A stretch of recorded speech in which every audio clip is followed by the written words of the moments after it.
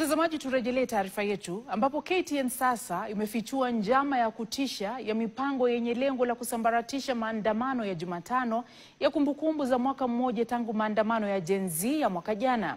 Afisa mmoja mwenye ushawishi mkubwa kutoka Ikulu na mbunge mmoja maarufu wa UDA kutoka Bonde la Ufa wanasemekana kuwa nyuma ya operesheni ya siri ya kuvuruga maandamano ya Jumatano. Mpango huo unaoendeshwa kutoka ngazi za juu serikalini na katika jiji la Nairobi unahusisha mtandao pana unaowajumuisha wanasiasa, wahuni wa kukodiwa na wapiga propaganda wa mitandaoni, wote wakilenga kuvuruga maandamano hayo kwa nguvu. Hii hapa taarifa kamili. Maandamano yaliyopangwa kufanyika Jumatano na kuongozwa na Gen Z yataadhimisha mwaka mmoja tangu zaidi ya vijana 60 wapoteze maisha yao kutokana na kuupinga mswada wa fedha.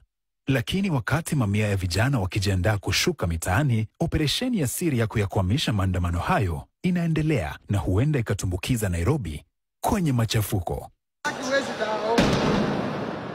KTN imebaini kuwa njama hiyo ya fiche inayoungwa mkono na maafisa wa ngazi za juu katika chama tawala na serikali ya jiji inalenga kuanzisha vurugu na machafuko kwa kisingizio cha kudhibiti umati na kulinda mali.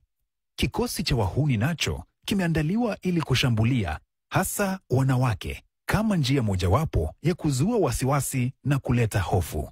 Isitoshe, kuna mpango wa kuwanyang'anya simu waandamanaji ili kuzuia kurekodi ukiukaji wa haki au ukatili wa polisi. Nafikiri hawa vijana wachache wamekuja Nairobi na rungu ndio wameletea shida, mkuje wiki ijayo ndio mjue vijana hapo kwa wako hapo.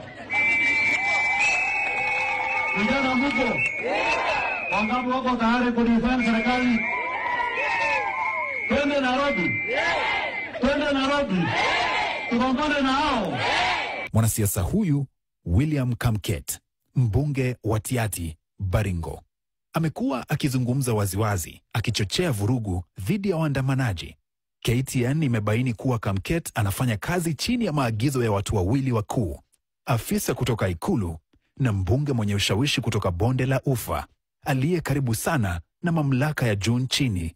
Katika mpango huu fiche, KTN imegundua kuwa wabunge wengine 5 pamoja na gavana mmoja wamepewa majukumu mahsusi ya kuvuruga maandamano hayo. Katika mpango huu fiche, KTN imegundua kuwa wabunge wengine 5 pamoja na gavana mmoja wamepewa majukumu mahsusi ya kuvuruga maandamano hayo. Wabunge waliotajwa ni 2 kutoka kaunti ya Kisii, 2 kutoka Mlima Kenya na mbunge mwanamke kutoka Bonde la Ufa. Mnamo Jumatatu Juni tarehe 16, siku moja kabla ya maandamano ya Jumanne yaliyopelekea kuuawa kwa Albert Ojwang, kundi hili la wabunge lilikutana kwa siri katika hoteli ya Sarova Panafric jijini Nairobi kwa takriban saa 2 kujadili mikakati ya kuyadhibiti maandamano hayo. Matokeo ya mkutano huo yalionekana wazi mitaani. Makundi ya wahuni waliokuwa na marungu yalizunguka jiji wakieneza hofu bila kukamatwa. Katika maeneo mengine, walionekana wakijaza mafuta kwenye pikipiki zao mbele ya polisi,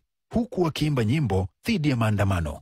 Mpango huu dhidi ya waandamanaji unajumuisha maafisa wakuu serikalini, wakuu wa mashirika ya umma na wapiga propaganda mtandaoni, ukilenga kuwahusisha wahuni katika maeneo muhimu ya maandamano jijini Nairobi, kuwapatia silaha kama rungu na kuwaachia washambulie waandamanaji wasiokuwa na ulinzi. KTN imebaini kuwa maelfu ya marungu yaliyotengenezwa kwa mtindo mmoja tayari yamesafirishwa hadi jijini, yakitengenezwa katika kiwanda binafsi kilichoko Nanyuki kinachodaiwa kumilikiwa na mwanasiasa wa eneo hilo. Vifaa hivyo vinasemekana kusafirishwa hadi Nairobi kwa kutumia magari ya polisi. Uandikishaji wa washambuliaji unalenga vijana wasio na ajira kutoka mitaa ya mabanda ya Nairobi kama vile Mathare, Korogocho, Kibera, Kawangware na Kayole. KTN imepata jumbe za WhatsApp na maelezo ya ndani yanayofichua undani wa operesheni hii ya kupinga maandamano. Operesheni hii inaongozwa na mwanamke aitwaye Antonella Kakuko, anayefahamika kisiasa kama Nella.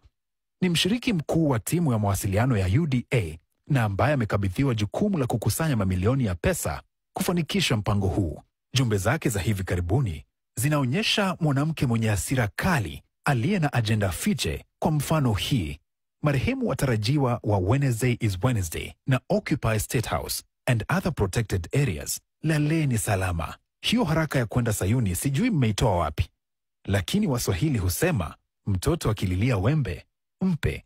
Katika jiji la Nairobi, mwanamke mwingine aitwaye Elizabeth Waithira, anayefahamika kama Liz, anaendesha mpango sawia. Amejitokeza kuwa mhusika mkuu katika uandikishaji wa wahuni wiki iliyopita. Baadhi yao wamekiri kuwa waliandikishwa kufanya kazi kwa niaba ya gavana wa Nairobi, Johnson Sakaja. Japo gavana huyo amekanusha vikali madai hayo. I have never and will never sponsor violence of any kind. My entire political life has been anchored on siasa safi, which upholds human dignity, the rule of law, and the democratic rights of every Kenyan. Katika ofisi ya mkuu wa utumishi wa umma Felix Koskei, mwanamke aitwaye Karen Cherotich, maarufu kama Kiki, amepewa jukumu la kuratibu na kuhamasisha ufadhili wa mpango huo.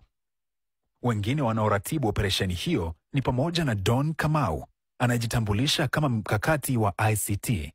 Kwenye mitandao ya kijamii ameibuka kama kiungo kati ya wapangaji wa mpango na wanaoutekeleza mitaani.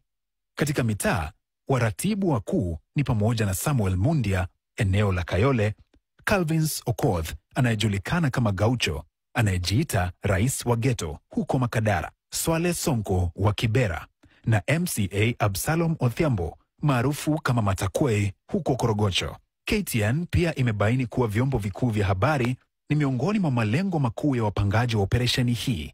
Wapiga propaganda wa kidijitali tayari wameandaa kampeni chafu za kuharibu jina vyombo vya habari vinavyoonekana kuunga mkono maandamano.